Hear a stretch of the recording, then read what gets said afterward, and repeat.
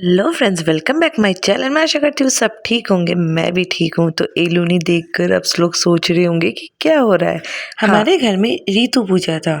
ऋतु पूजा औघन का मंथ जो होता है लास्ट में ये पूजा किया जाता है। ये पूजा हर लड़की, हर औरतें मतलब गर्ल्स लेडीज करती हैं। औघन का मंथ खत्म होता है और पोष का नया मंथ चालू होता है। ये पूजा पुरुष लोग नहीं करते, ये पूजा स्त्री करती हैं और लड़कियां करती हैं, जो कि अपने अच्छे वर के लिए प्रार्थना करती है, उनके लिए मनोकामनाएं मांगती है और हर जन्म अच्छा वर मिलता रहे इसकी प्रार्थना करती है। तो ये हर लड़की को, हर औरत को करना चाहिए। मैं ही नहीं, हमारे हर बंगाली समाज में किया जाता है। कुछ कुछ समाजों में, बंगाली समाज में हर इंसान एक सा नहीं करता। किसी किसी की पूजा की रस्में अलग होती है। हाँ, करते सब है, कोई अलग करता है, कोई अलग करता है, कोई अलग करता है। सब पूजा करने के तरीके अलग अलग है, सब पूजा करते हैं, तरीका अलग अलग है। मैं कुछ अलग मानती हूँ। फिर बंगालियों में भी अलग अलग धर्म होते हैं, मतलब अलग अलग वो होते हैं, जात होते हैं, वो अलग अलग टाइप से पूजा करते हैं, पर करते जरूर है। पहले मैं अपने गोपूषणा को नहलाऊंगी। नहलाने के बाद उसके बाद ही मैं ऋतु पूजू करूँगी। तो देन मैं अभी गोपूषणा को गुनगुने गर्म पानी से नहला रही हूँ। नहलाना हो गया, देन उनको मैं अपने हाथों से, नरम नरम हाथों से उनको पोंछूंगी। उनको पोंछने के बाद अच्छे से सूखा करके पोंछना है, गीले में नहीं रखना है। फिर उसके बाद उनको मैं इत्र से उनके मालिश करूँगी, खुशबू आए, अच्छी अच्छी सुगंध आए, उससे गोपूषणा भी खुश होते हैं। हाँ, सब करें, सब मतलब जिसके पास गोपूषणा है सभी करें।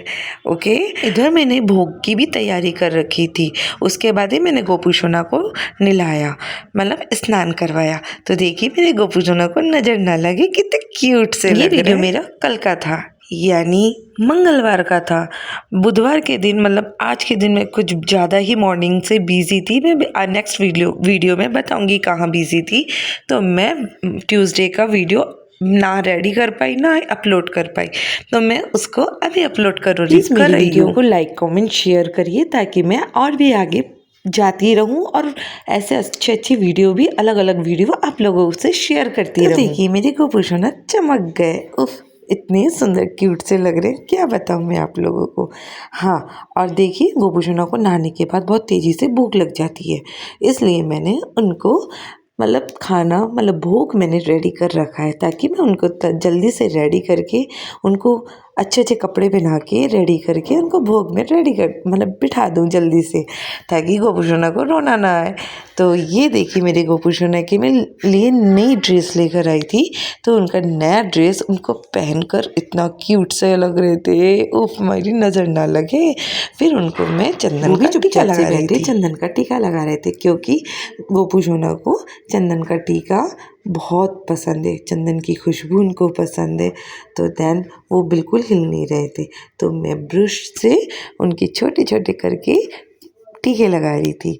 और देखिए, और वो चमक रहे थे, इतने क्यूट लग रहे थे, मेरी ही नज़र ना लगे।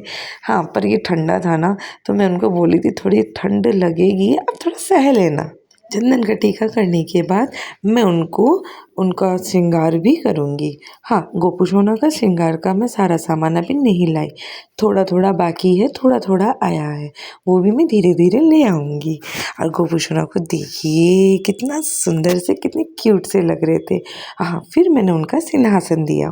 फिर मैं अपने गोपूषणा को, मेरे क्यूट से श्री जी को उनके सिंहासन में बिठाऊंगी और गोपूषणा भी चुपचाप से बैठ जाएंगे। फिर देन उनका मैं एक एक करके श्रृंगार करूँगी, उनके बाल लगाऊंगी, उनका मुकुट लगाऊंगी, उनको कंगन पहनाऊंगी, उनको बांसुरी भी दूंगी, उनका जो छड़ी है वो छड़ी भी दूंगी। जैसे बहुत सुंदर तरीके से उनको मैं सजाकर उनके सिंहासन में बिठाऊंगी। वो बहुत खुश होते हैं, वो जब सिंहासन में बैठते हैं ना, तो मेरे श्री जी बहुत स्माइल करते हैं और बहुत ज़्यादा बहुत हंसते भी है वो। और देखिए उनका श्रृंगार, हाँ हार तो भूल ही गई थी, मैं हार भी पहनाऊंगी, जो सिंपल सोबर हार है वो ही पहनाऊंगी। हैवी हार भी है, पर हैवी हार नहीं दूंगी, क्योंकि मैं ड्रेस के अकॉर्डिंग उनको लाइट ही हार दूंगी, ताकि वो और भी सुंदर लगेंगे। ड्रेस के अकॉर्डिंग, जैसे ड्रेस हैवी हो तो मैं उनका हार भी सिंपल रखूँगी, ज़्यादा हैवी हैवी अच्छा मैंने हल्का वाला ही दिया है, मोर पंख लगा हुआ है क्योंकि श्री जी को मोर पंख बहुत पसंद है। मोर पंख बांसुरी ये देते ही वो खुश हो जाते हैं। और सब लोग कमेंट में बताइए कि वो श्री जी मेरे कैसे लग रहे हैं। हाँ, और देखिए मैं छड़ी भी नहीं, बांसुरी है ये, बांसुरी भी दूंगी, छड़ी भी दूंगी, सब दूंगी। और वो कितने क्यूट से लग रहे हैं, देखो कैसे बैठे हैं। देन अब उनको मैं भोग लगाऊंगी। भोग में मैं फ्रूट ही लगाऊंगी तो वो फ्रूट खाएंगे। हाँ, भोग जब भी दे, जल दे, दूध दे, उनके हर चीज़ में तुलसी का पत्ता ज़रूर दे, क्योंकि जब ही वो अपना भोग लेते हैं, तुलसी का पत्ता नहीं देते ना तो वो अपना भोग आप लोग सोच रहे होंगे कि मैं बता रही हूँ, नहीं, आप सबको पता है, मुझे पता है, तब भी मैं बता देती हूँ। काफ़ी बार अपन भूल जाते हैं, मैं भी भूल जाती हूँ, ऐसी कोई बात नहीं है। और फिर देन मेरे लक्ष्मी जी को, नारायण जी को, शिव जी को और खाटू श्याम जी को मैं इनको भी भोग लगाऊंगी। इनको भी भोग लगाने के बाद फिर जाके मैं ऋतु पूजा करूँगी। काफ़ी बार मुझे व्लॉग्स देने में बहुत लेट हो जाता है, मानती हूँ, मैं कामों में बिजी रहती हूँ, हाउसवाइफ हूँ ना, तो थोड़ा लेट हो जाता है। तो आप लोग प्लीज़ देख के लाइक कमेंट शेयर करिए यार प्लीज़। और देखिए मेरे गोपूषणा का सिंहासन अलग है और लक्ष्मी नारायण जी का सिंहासन अलग है। तो देन उनकी आरती करूँगी।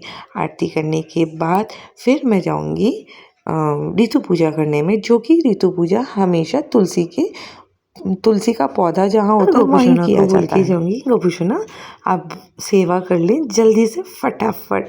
और मैं सारे भगवान को ही बोलती हूँ सेवा कर लीजिए। अपन प्रभु को जब भी भोग लगाते हैं, देकर आ जाते हैं तो वो सेवा नहीं करते।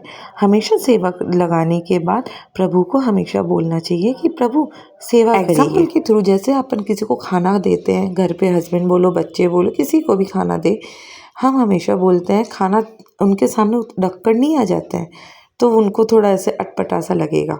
अपन हमेशा भोग खाना दें, जो भी दें ना, तो उनको बोलते हैं खा लीजिए, तभी वो सही रहता है, तभी वो इंसान खाता है। वैसे भगवान को भी बोलना चाहिए। और यहाँ मैंने अपना कलश रखा था तुलसी के पौधे के इस कलश में, और भोर रात्रि में उठ के पानी भर के तुलसी के पौधे के यहाँ रखा जाता है और फिर पूजा की जाती है। इस पूजा के कुछ नियम अलग है ना, मैं बताती हूँ आप लोगों को। और हर धर्म के, मैंने पहले ही बोला था, हर समाज, हर धर्म के पूजा अलग अलग रूल्स होते हैं, काफ़ी कुछ होता है। तो अब मैं बताती हूँ। तो ये अपने हेयर नहाने के बाद जो बाल होते हैं, उनके बालों के लेफ़्ट साइड से अपना एक बाल तोड़ना पड़ता है। उस बाल को तोड़ के ही पूजा की जाती है। तो इसलिए मैंने खोल लिया, बालों को फिर खोल लिया, सारे जो भी थे, मतलब तुलसी का पौधा, कलश, केला, मूली भी लगती है इसमें, तो उनको मैंने पहले टीका किया। टीका करने के बाद मैं बाल तोड़ रही हूँ। दूसरे दिन तो बाल झड़ के गिरते हैं, पर कल के दिन तो मेरे बाल ही नहीं गिर रहे थे, तो मुझे बाल ज़बरदस्ती तोड़ना पड़ा।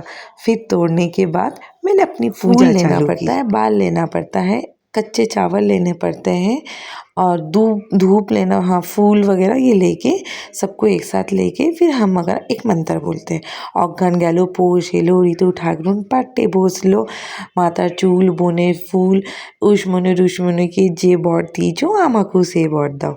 तो ये हम 3 बार बाल तोड़ते हैं और 3 बार इस मंत्र ऐसे ही 3 बार अपने बालों को तोड़ के, ऐसे ही 3 बार मंत्र बोल के ऐसे ही पूजा मैं करती हूँ।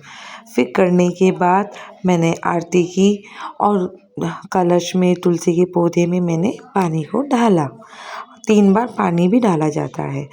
फिर जाके हमारा पूजा करने के बाद फिर मैं जाके ठाकुर जी को प्रणाम करूँगी, जो कि कलश, तुलसी के पौधे को मैं ठाकुर जी को प्रणाम करूँगी। प्रणाम हो गया। फिर देन देखिए ये मेरी यहाँ की पूजा की तैयारी थी, जो कि अब सारे घर में मैं धूप दिखाऊंगी। धूप दिखाने के बाद मेरा पूजा कंप्लीट संपन्न। अब देन पेट पूजा मेरा चालू। बहुत ज़्यादा भूख लग गई थी, पूजा करते करते मुझे 1 बज गया था। फिर मैं तो फटाफट रोटी थी, मैं तो भूख के मारे मर रही थी। पहले तो मैंने खाना खा लिया, सबको सेवा भी लगा दिया, फिर मैंने खाना खाया। फिर देन मैंने तैयारी की घर की पूजा की, मतलब घर वालों के लिए खाने की। फिर सबको खाना वाना खिलाया। फिर देन जाके मैंने वो समेटा और फिर गोपू के कपड़े धोए थे उनको छत पे सुखा के आई। फिर मैंने सौंफ वौफ खा के हजम करके अब मैं निकलूँगी जयपुर की सवारी पे, जयपुर की भीड़ देखने। ये जयपुर में 31 दिसंबर तक नहीं सॉरी जनवरी तक इतने बाहर के लोग आते हैं गुलाबी नगरी को देखने के लिए। तब मैं भी गुलाबी नगरी को देखने निकल गई और इतना रश था बड़ी चौपड़ के यहाँ आप लोग देख सकते हैं बहुत ज़्यादा, एक के पीछे एक गाड़ी, एक के पीछे एक गाड़ी, एक के पीछे एक गाड़ी।